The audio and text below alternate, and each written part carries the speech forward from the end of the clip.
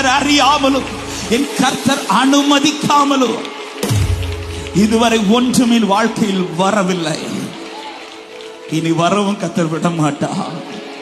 அவர் நேர்த்தியாய் நடத்துகிறவர். அவர் நம்மை மீட்கிறவர் மாத்திரமல்ல, அவர் நம்மை நடத்துகிற தேவனாகவும் இருக்கிறார்.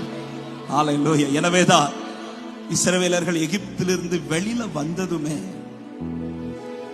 இஸ்ரவேலர்கள் பார்த்தது வனாந்திரத்தை அல்ல. அந்த வனாந்திரத்தை பார்ப்பதற்கு முன்பாக அவர்கள் கண்கள் எதை பார்க்குது தெரியுமா? மேக ஸ்தம்பமாய், அக்னி ஸ்தம்பமாய் அவர்களுக்கு முன் அவர் நிற்கிறதை பார்த்தார்கள். ஏன்? எகிப்துக்குள்ள மோசையை அனுப்பி வெளியில கொண்டு வந்த ஆண்டவருக்கு அதே மோசையை வச்சே கானான் வர அப்படியே நடத்தி கொண்டு வர தெரியாதா? முடியும். மோசையோ தலைவனா நிறுத்துறார்.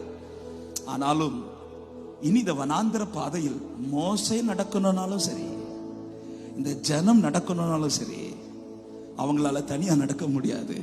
அவர் நடத்தினால் மட்டும்தான் நடக்க முடியும்.